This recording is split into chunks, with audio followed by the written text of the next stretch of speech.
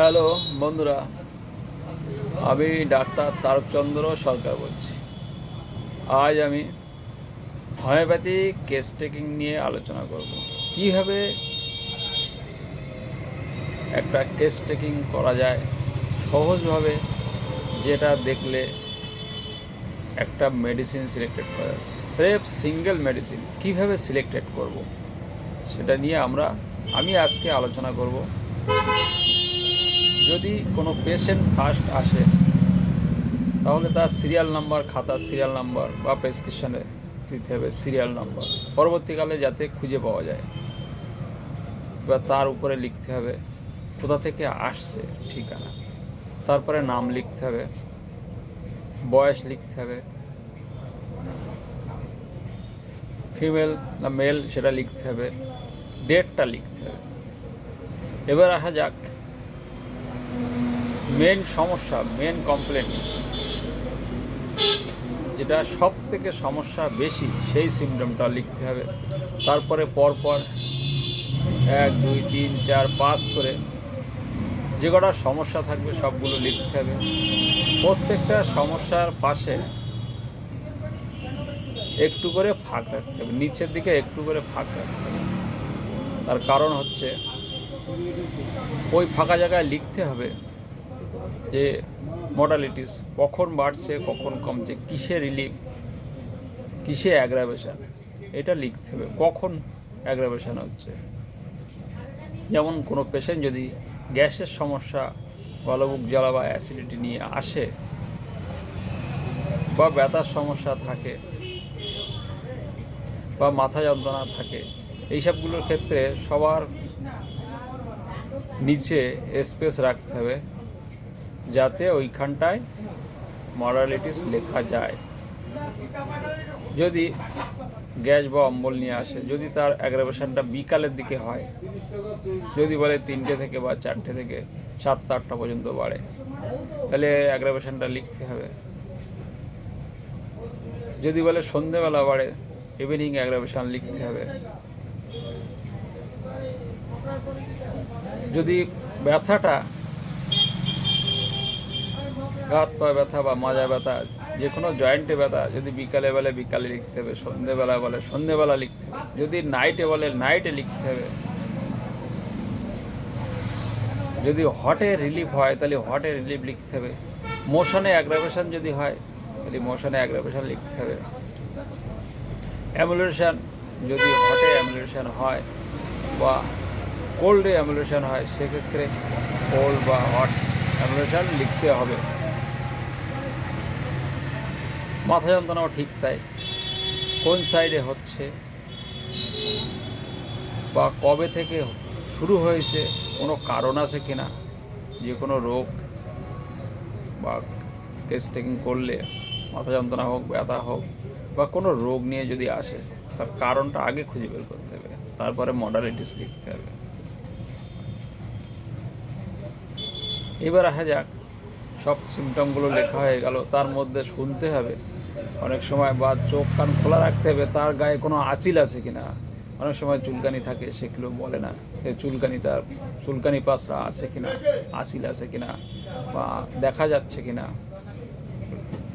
তারপরে খিদে কেমন, ঘুম কেমন, এটা লিখতে হবে। যদি কনস্টিপেশন থাকে সে তো বলবেই, সেটাও লিখতে হবে। কতদিন পর পর হচ্ছে পায়খানা, বা লুজ মোশন হচ্ছে কিনা, ডিসেন্টারি আছে কিনা, সেটা দেখতে হবে। এটা হচ্ছে বর্তমান সমস্যা। এরপরে আসতে হবে, লিখতে হবে যে সে পেশেন্টটা চিলি না হট। পেশেন্টের যদি চিলি থাকে চিলি, হট থাকলে হট লিখতে হবে। জল পিপাসা কেমন, জল পিপাসাটা লিখতে হবে। জল পিপাসাটা বেশি না কম, দিনে বেশি না রাতে বেশি। স্টুলটা লিখতে হবে, পায়খানাটা কেমন, নরম না শক্ত না কনস্টিপেশন, কতদিন পর পর হয়, গন্ধ আছে কিনা, রং কেমন। এরপর আসতে হবে প্রস্রাব, ইউরিন, কোনো জ্বালা যন্ত্রণা, দুর্গন্ধ আছে কিনা, ইনভলন্টারি আছে কিনা, ধরে রাখতে পারে কিনা, এই সমস্যা থাকলে রাত্রে বেশি না দিনে বেশি দেখতে হবে। এরপর আসা যাক ঘাম। ঘামটা তার কেমন হয়, গরমকালে তার ঘামটা কেমন হয়, বেশি না কম, কোথায় বেশি হয় সেটা লিখতে হবে। ঘামে গন্ধ আছে কিনা, ঘামে স্পট পড়ে কিনা, এগুলো দেখতে হবে। স্পট পড়লে অনেক সময় মাকসালের ক্ষেত্রে কাজ করে। মাথায় ঘাম হলে ক্যালকিউলার কাপ সালিসিয়া ইন্ডিকেট করে, এগুলো সুবিধা হয়। এবার দেখতে হবে তার জিভটা কেমন, জিভটা ড্রাই না ময়েস্ট, ফ্ল্যাট না প্লাবি, না দাঁতের দাগ আছে, না সামনের দিকে রেড কালার আছে, না ইয়েলো কালার আছে, এটা দেখতে হবে। এবার আসা যাক ডিজায়ার মধ্যে কি খেতে সে ভালোবাসে, মাছ মাংস না ডিম, না টক ঝাল নোনতা, না আইসক্রিম কোল্ড ড্রিঙ্কস ঘি দুধ, এগুলো রুটি না চা, এগুলো কি খেতে ভালোবাসে, ঠান্ডা খাবার খেতে ভালোবাসে না গরম খাবার খেতে ভালোবাসে, না মোটামুটি গরম খাবার খেতে ভালোবাসে, এটা লিখতে হবে। এবার অ্যাভারশনের মধ্যে সে রুটি খেতে ভালোবাসে না মাংস খেতে ভালোবাসে না, না ডিম খেতে চায় না, কোনটা খেতে চায় না সেটা অ্যাভারশনে লিখতে হবে। এবার আসা যায় ডিসঅ্যাগ্রি, কোনটা খেলে তার ডিস্টার্ব হয়। দুধ খেলে অনেকে সহ্য হয় না, সেক্ষেত্রে লিখতে হবে যেটা নাইট্রিক অ্যাসিড সাইলিসিয়া ক্যালকিউলার কাপ, এগুলো ন্যাট্রাম কাপ, বিভিন্ন রকম মেডিসিন আসতে পারে। মাংস খেতে চায় না, মাংস খেলে সহ্য হয় না, রিচ ফুড খেলে সহ্য হয় না, রুটি খেলে সহ্য হয় না, এগুলো লিখতে হবে ডিসঅ্যাগ্রিতে। এবার আসা যাক ড্রিম কি স্বপ্ন দেখে, পড়ে যাওয়া না সাপের না ভূতের না চোর ডাকাত না মারামারি না গন্ডগোল, কি দেখে, না মরা লোকের স্বপ্ন দেখে, এটা লিখতে হবে। এবার আসা যাক মাইন্ডের ক্ষেত্রে, মাইন্ডে তার রাগ কেমন, ইরিটেবিলিটি আছে না কনসোলেশন অ্যাগ্রাভেশন, সান্ত্বনা দিলে রাগ বাড়ে না কমে, সিম্পাথি আছে কিনা, বা খুব রাগ আছে কিনা, ভেঙে চুরে ফেলে কিনা, ডিস্ট্রাকটিভনেস, সেক্ষেত্রে দেখতে হবে। বা মাইল্ডনেস, একদম রাগ নেই, শান্ত প্রকৃতি, পালসেটিলা ক্যালকিউলার কাপ সালিসিয়া, এগুলো দেখতে হবে।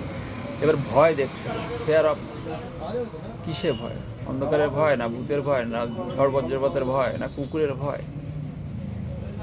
সাপের ভয়, কি আছে এগুলো। এবার আসা যাক তার পাস হিস্ট্রিতে, জন্ম থেকে এই পর্যন্ত কোনো বড় ধরনের রোগ হয়েছে কিনা, চিকেন পক্স বা ভ্যাকসিন নেছে কিনা, বা স্ট্রোক হয়েছিল কিনা, বা আসিল ছিল কিনা, স্কিন ডিজিজ ছিল কিনা, সবগুলো দেখতে হবে। এবার আসা যাক ফ্যামিলি হিস্ট্রিতে শুনতে হবে তার মার কোনো সমস্যা বা বড় ধরনের কোনো রোগ আছে কিনা, ক্যান্সার, সুগার, প্রেশার, টিবি, শ্বাসকষ্ট, এটা শুনতে হবে। বাবার দিক দিয়ে ঠাকুরদাদা ঠাকুমা কাকা জ্যাঠা পিসি, এদের কোনো বড় ধরনের রোগ আছে কিনা সেগুলো শুনতে হবে। মার দিক দিকে দিদা দাদু মামা মাসি ভাই বোনেদের কোনো সমস্যা আছে কিনা এটা শুনতে হবে, শুনে সেটা লিখতে হবে। এইবার শুনতে হবে যে এই যা শোনা হলো এর মধ্যে কেউ জন্মগত কালা বোবা পাগল আছে কিনা, সুইসাইড করেছে কিনা, কেউ গন্ড কাটা আছে কিনা, ঠোঁট কাটা, অ্যাবনর্মাল কেউ আছে কিনা, কারোর অ্যাবর্শন হয়েছে কিনা, কারোর বংশে বাচ্চা কাচ্চা নেই, কারোর গায়ে সেতি আছে কিনা, এইগুলো শুনতে হবে। কারণ এইগুলো শুনলে একটা মায়োজমের হিস্ট্রি পাওয়া যায়, কোন সাইডটা বেশি যাচ্ছে সেই হিসাব করে এই মায়োজমের সিমটম দেয়। এটা গেল কেস টেকিং। এবার কেস টেকিং এটা হচ্ছে পুরুষদের ক্ষেত্রে বেশি ব্যবহার করা হয়। এবার মহিলা যদি আসে সেক্ষেত্রে এদের লিউকোরিয়ার মাসিকটা মেন্সেসটা শুনতে হবে, এটা তো বিরাট গুরুত্বপূর্ণ। সাদাস্রাব যদি হয় সেক্ষেত্রে আমরা কয়েকটা মেডিসিন খুব গুরুত্ব দেই, বিশেষ করে সিপিয়া, পালসেটিলা, গ্যাফাইটিস, অ্যালুমিনিয়া, সিপিলিনাম, এগুলো এবার মাসিকের ক্ষেত্রে দেখা যাক সেটা আগে হয় না পরে হয়, কতদিন পর পর হয়, অল্প হয় না বেশি হয়, রং কেমন, লাল কালারের না ব্ল্যাকিশ কালারের, মাসিকের সময় মাথা যন্ত্রণা করে না কনস্টিপেশন দেখা যায়, না জ্বর জ্বর ভাব, না বমি বমি ভাব, না হাত পা ব্যথা, না পেট ব্যথা, এইগুলো সবগুলো শুনতে হবে। শুনে তার কারণ হচ্ছে এতে একটা ভালো এই সময় অনেক সময় ব্রেস্টে কারোর ব্যথা হয়, সেক্ষেত্রে আমরা কোনিয়াম, ক্যালকিরা কাপ, পালসিটিলা এগুলো ভাবতে পারি। অনেকের বাচ্চা কাচ্চা না অবস্থায় না হওয়া অবস্থায়ও মায়েদের দুধ আসে, সেক্ষেত্রে আমরা মাস্ক সল ব্যবহার করতে পারি। অনেক সময় দেখা যাচ্ছে এই সময় জ্বর জ্বর ভাব আছে, সেক্ষেত্রে আমরা সিপিয়া, পালসেটিলা, ন্যাট্টামো এগুলো আমরা চিন্তা করতে পারি। এইভাবে যদি কেস টেকিং করা যায় তাহলে আমাদের মেডিসিন সিলেক্টেড করতে কোনো অসুবিধা হবে না। থ্যাংক ইউ, ধন্যবাদ সবাইকে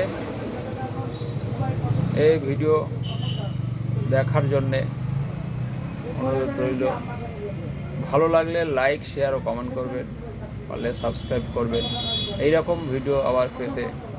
থ্যাংক ইউ, ধন্যবাদ সবাইকে। আগের মতো এখানে শেষ করলাম।